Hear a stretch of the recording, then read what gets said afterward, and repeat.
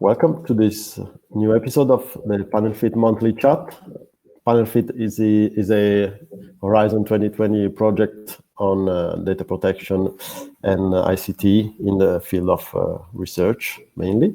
And today we are here with Gianclaudio Malgieri, who is an attorney at law and a doctoral researcher at the University of Brussels, where he's a work package leader of PanelFit project for the development of legal and ethical guidelines on data processing, consent, and automated decision-making in ICT research in the European Union.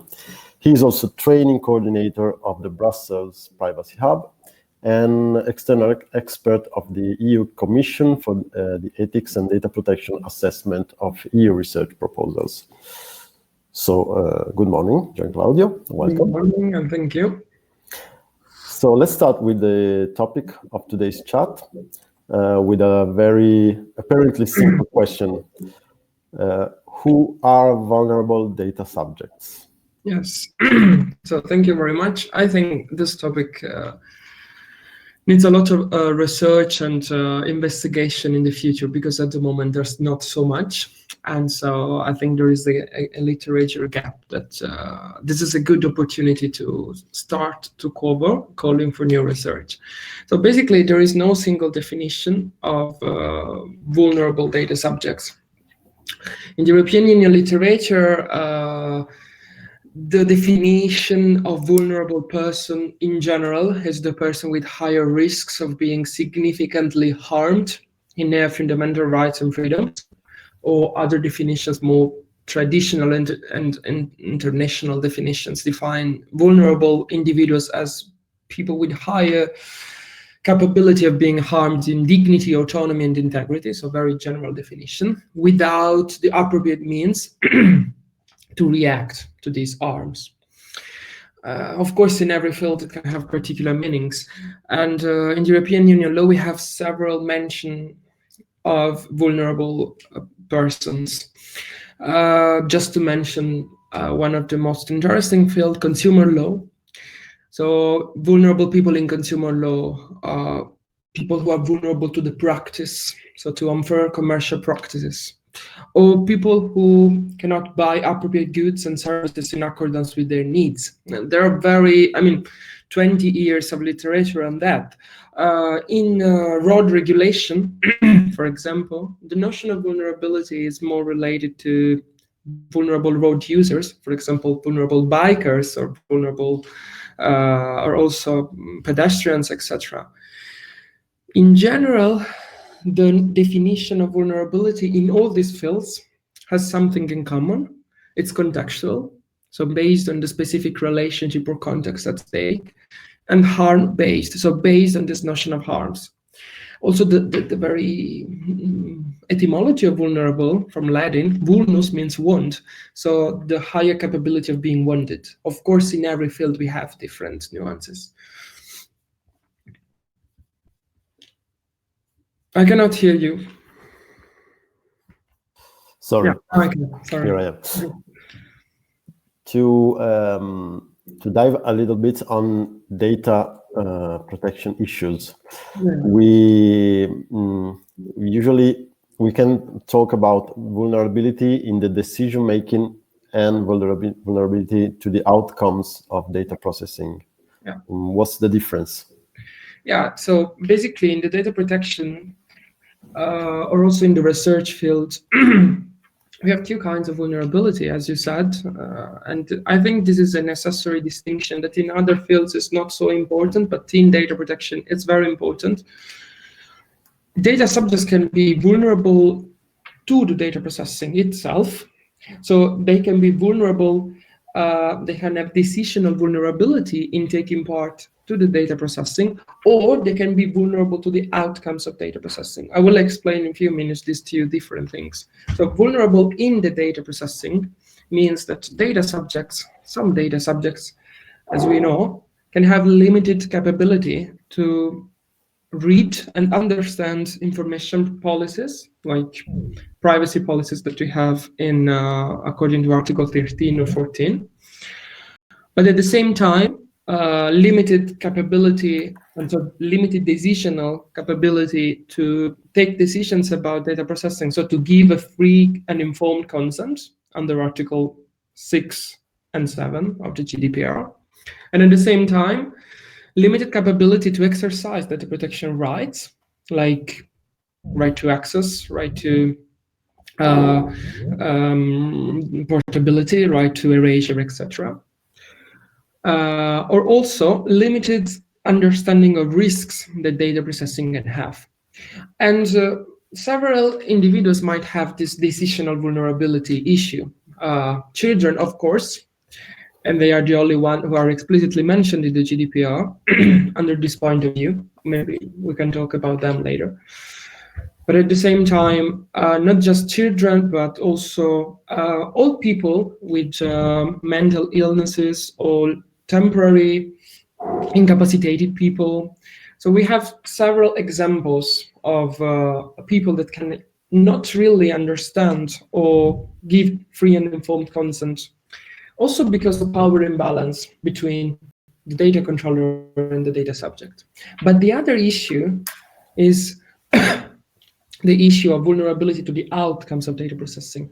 So for example, an individual can be fully capable to understand the risks and the rights related to data processing and can be fully able to give consent, free and informed consent. But at the same time, this individual might have adverse effects from that data processing. For example, the data processing, either algorithmic based or not, could lead to discrimination, to manipulation in terms of commercial practices, could lead to limitation of freedom of speech, like content moderation, etc., limitation of movement, and liberty in general. Let's think at the Compass case in the US. All these people had algorithmic data processing on them, but there were biases, racial biases on these algorithms. So I mean, the definition was very much open, but at the same time, we can at least see these two different things. So vulnerability to understand and vulnerability to the effects. Children are something in between the two because they are both vulnerable in taking decisions and understanding risks, but at the same time, they are more vulnerable to, for example, manipulation. So they are like the perfect example, but at the same time, an ambiguous example because they can confuse the two levels. Okay. Yeah, that's very interesting. This concept of somehow layers of vulnerability. Maybe we can introduce this concept that you will, I'm sure, explain later. Our next question is it correct to state that people are all somehow vulnerable towards institution due to an intrinsic power imbalance? And if so, does this weaken the concept of vulnerability within laws and regulations? Yeah, I think this is a very crucial point. If we look at vulnerability literature, not in data protection where it's zero, but in other fields, we really have this dichotomy between universal vulnerability and particular vulnerability. The traditional view of vulnerability is particular based. So we consider that some individuals are more vulnerable than others, or in particular that some individuals are vulnerable in particular groups, like refugees, foreign people, children, as I was saying, elderly people, LGBT people, women for some, and all these trans people, okay, all these different categories can be vulnerable. And in general, this notion of vulnerability is not referred in general to social justice, but just to discrimination. But then literature has been evolving in this. Well, the first reaction to this traditional approach to vulnerability was to say that actually, if we stigmatize groups, calling them vulnerable, we are recreating and reproducing vulnerability. And this is particularly problematic because, of course, we should always wonder why we need this definition of vulnerability. So in the beginning of 2000s, the reaction from feminism and other fields was based on considering vulnerability as a human condition of everyone. So universal vulnerability, which is not so far from what we experience today. we have all different conditions of vulnerability in different moments of the day. Behavioral advertising are an example. If we are targeted for some particular vulnerability that we can have at particular moment of the day, particular moment of the year, if we experience a temporary status, even though we don't have like pathological or particular conditions, because we don't belong to particular vulnerable groups, we can be vulnerable. So this was the universal notion of vulnerability. But still, if we are all vulnerable, do we need this definition of vulnerability? I mean, we can just assume that vulnerability is intrinsic in humanity, and that's all. But so we would lose the attempt, at least, to protect people that have higher risk of being harmed in their integrity, dignity, and autonomy.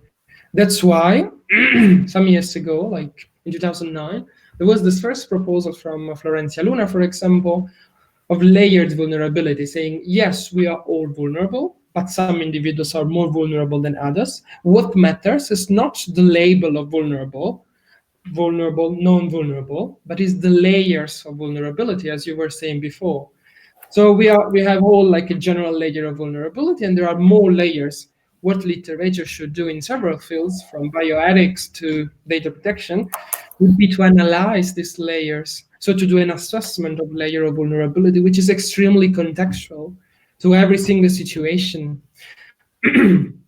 So this was like to overcome, but also consumer protection literature in the last years has emphasized that vulnerability is very much contextual. So it's intrinsic to everyone, but it's manifested in different ways, in different circumstances, etc. So yeah, I think this is a very important point. Yeah, another maybe paradoxical question is about groups that you can, as you say, define as a vulnerable for their contextual situation. And next question is about the forms of surveillance that can happen on them, like social differences like ethnicity, class, sexual orientation, migration status, or gender can become a justification for particularly onerous forms of surveillance. Yeah. How to mitigate the problem of harming the ones who should be more protected? Yeah. I mean, this was an issue. Sorry. This was a great issue in the US, because in the US they had problems related to criminal courts that discriminated more vulnerable individuals through more intensive surveillance, but also the issue of facial recognition that we have today everywhere.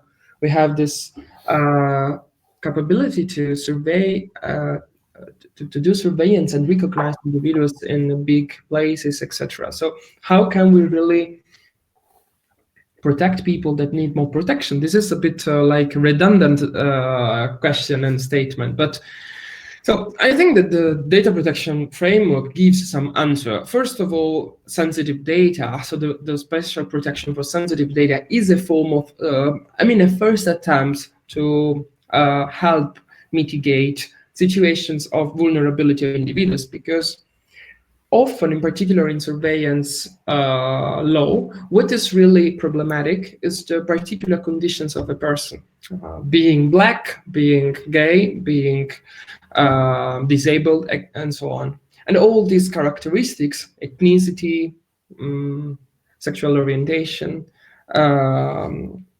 health conditions, etc., are considered sensitive data with higher protections. So, for example, not just consent, but explicit consent, not a legitimate interest to process this data, but a specific list of interests that can be used for that, and so on. So this might be a first reaction. The second one that I think it's very much more important is data protection impact assessment.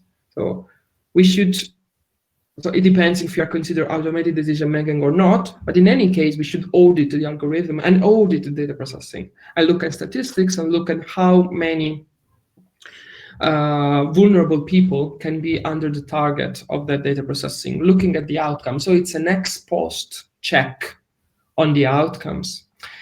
Of course, even in this, there is the risk of ethics washing, whitewashing, so that you just put some non-vulnerable people in the target just to make things. But this is very artificial. This is not the auditing of the algorithm.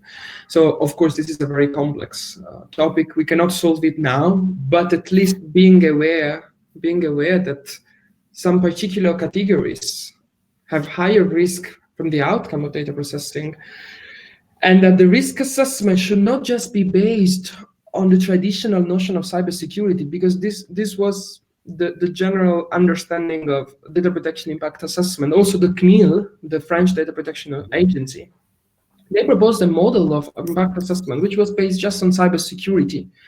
And I think we should change the approach and looking at data protection impact assessment as a tool to look at the outcomes for, in particular, more vulnerable people. So it should be based, the risk assessment should not just be based on the risk for data controllers from the perspective of data controllers, but the risk from the perspective of data subject. Of course, this is a relational thing.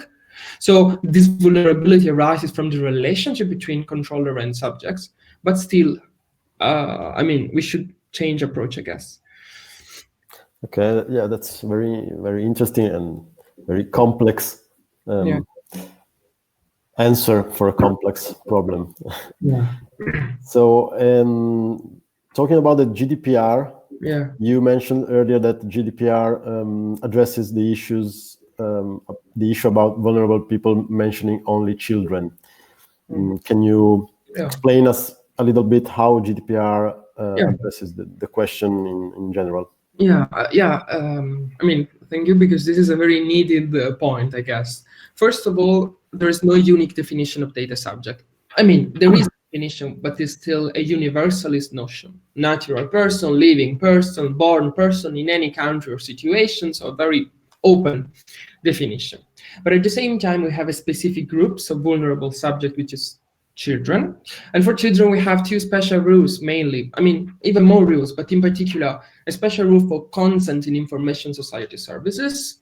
So basically, under a certain age, that can be 13 up to 16, based on member states' decision, parents should give the consent. Some member states, like France, have also decided that in between 13 and 16, there is the double consent, so both parents and children.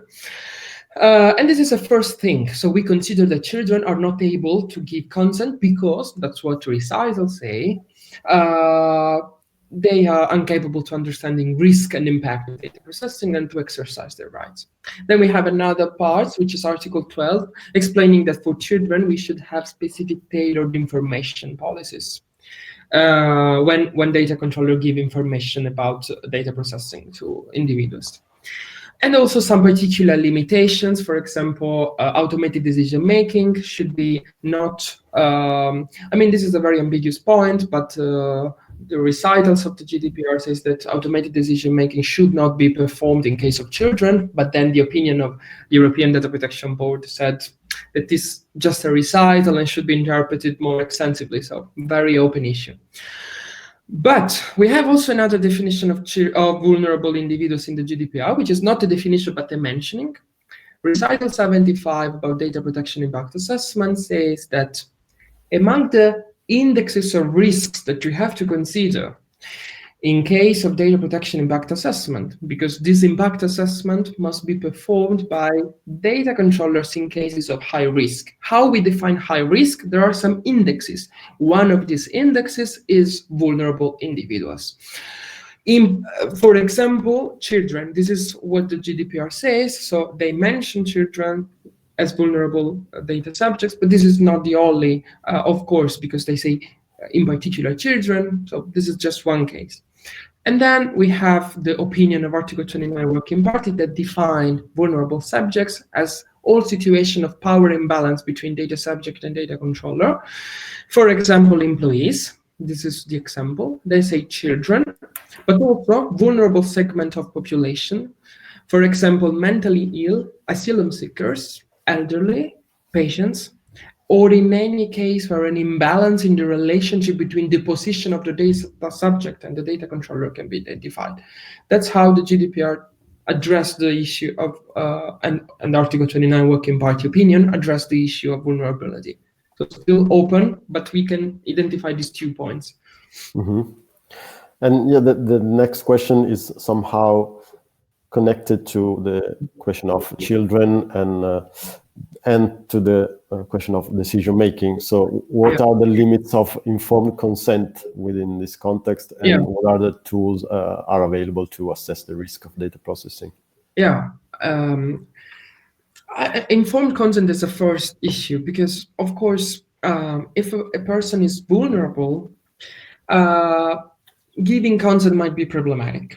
The European Data Protection Board last year, in its opinion on clinical trials regulation, said that consent for vulnerable subjects might not be an adequate legal basis.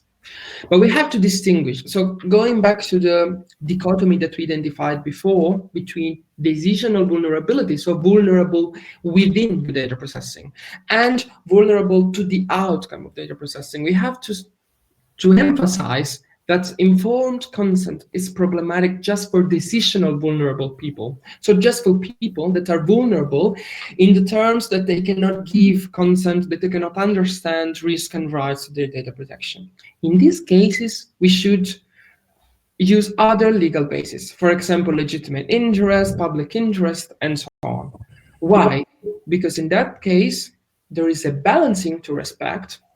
So the data controllers need to assess and to balance her own interest with the interests and rights of the data subject. And the Working Party Opinion on legitimate interest has emphasized that the status of data subject, including his or her vulnerability, should be taken into account. This is the accountability principle. So the data controller takes care of also vulnerability situations and decides whether this is the case or not to start the data processing and at which conditions. Of course, if the subject cannot give proper consent, we cannot, because, for example, it's a child, etc., maybe it's better to use other legal bases.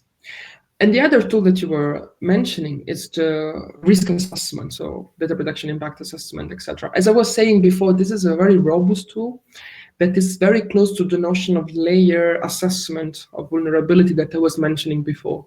So we could really use data protection impact assessment to assess the level of risk of individuals in terms of the layer of vulnerability that they have.